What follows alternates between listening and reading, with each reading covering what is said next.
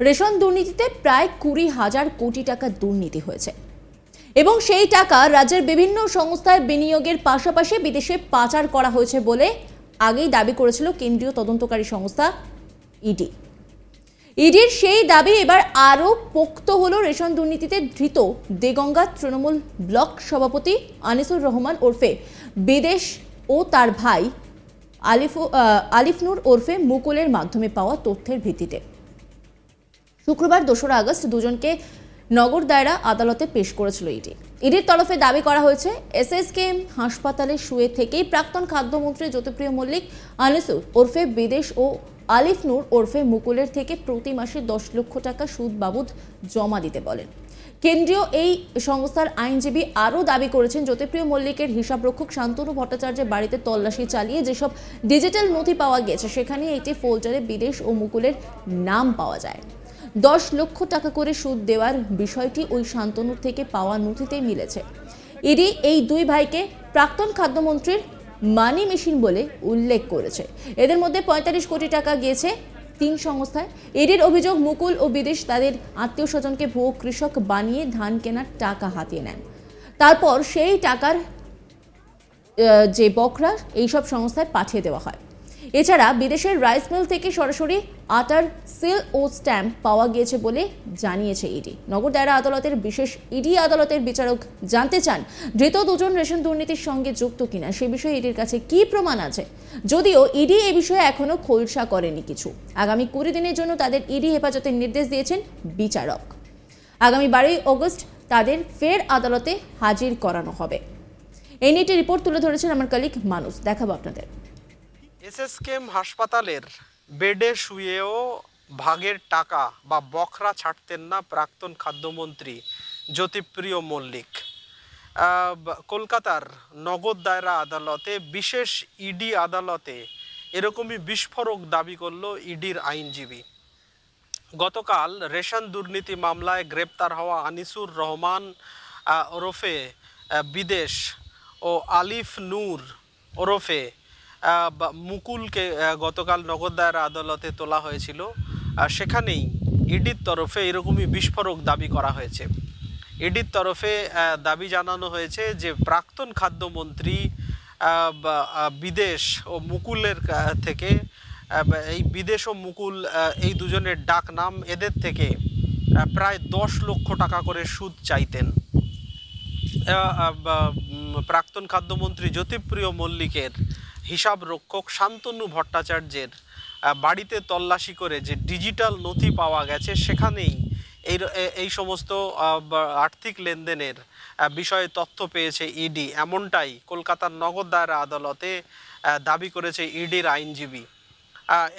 ইডির তরফে আরও দাবি করা হয়েছে যে এই টাকা, রেশন দুর্নীতির এই টাকা বিদেশে পাচার করা হয়ে থাকতে পারে, একাধিক সংস্থায় বিনিয়োগ করা হয়েছে বলে ইডির তরফে দাবি করা হয়েছে।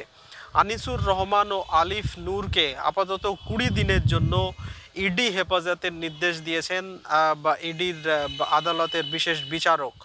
আগামী 12 আগস্ট ফের তাদেরকে আদালতে হাজির করার নির্দেশ দিয়েছেন বিচারপতি। আপাতত আমাদের লক্ষ্য থাকবে যে 12 আগস্ট ইডির তরফে আরও কি তথ্য নগর দায়রা আদালতে বিশেষ ইডি আদালতে পেশ করা হয় সেদিকেই আমাদের লক্ষ্য থাকবে। প্রসঙ্গত, রেশন দুর্নীতি মামলায় এর আগে প্রাক্তন খাদ্যমন্ত্রী জ্যোতিপ্রিয় মল্লিক সহ বনগাঁ পুরসভার প্রাক্তন চেয়ারম্যান শঙ্কর আড্ডো এছাড়াও বাকিবুর রহমানের মতো একাধিক ব্যক্তি গ্রেপ্তার হয়েছিলেন, তারা বর্তমানে জেলে রয়েছেন। তারপরেই ফের নতুন করে আনিসুর রহমান, দেগঙ্গার তৃণমূলের ব্লক সভাপতি আনিসুর রহমান ও তার ভাই আলিফ নূরকে গ্রেপ্তার করেছে ইডি এবং তাদের কাছে একাধিক নথি পাওয়া গেছে। তাদের কাছে বেআইনি সরকারি যে চাল, আনিসুর রহমানের রাইস মিল থেকে সরকারি স্ট্যাম্প, চাল ও আটা দেওয়ার যে সরকারি যে স্ট্যাম্প, সেই স্ট্যাম্প উদ্ধার করেছে ইডি। এছাড়াও তারা নিজেদেরকে কৃষক বলে ভুয়ো পরিচয় দিত এবং তাদের বিভিন্ন আত্মীয় স্বজনদেরকে কৃষক বলে পরিচয় দিয়ে সরকারি ধান কেনার টাকা হাতানো হতো এবং সেই টাকার বখরা যেত প্রাক্তন খাদ্যমন্ত্রী জ্যোতিপ্রিয় মল্লিকের কাছে, এমনই বিস্ফোরক দাবি ইডির আইনজীবীর।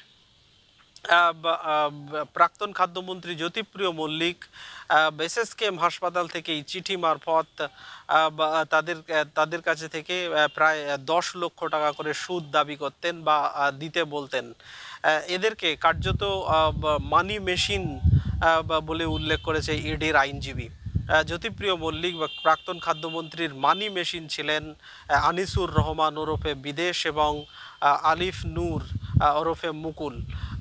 এদের প্রাক্তন খাদ্যমন্ত্রী জ্যোতিপ্রিয় মল্লিকের হিসাবরক্ষক শান্তনু ভট্টাচার্যর বাড়িতে তল্লাশি করে যে সমস্ত তথ্য পাওয়া গেছে ডিজিটাল নথি, সেখানে এদেরকে বিদেশ ও মুকুল নামেই সেখানে তাদের সম্বোধন করা হয়েছে এবং ওই নামেই তাদের সাথে আর্থিক যে লেনদেন সেই লেনদেন করা হতো এবং এই টাকা বিভিন্ন সংস্থায় বিনিয়োগ করা হয়েছে।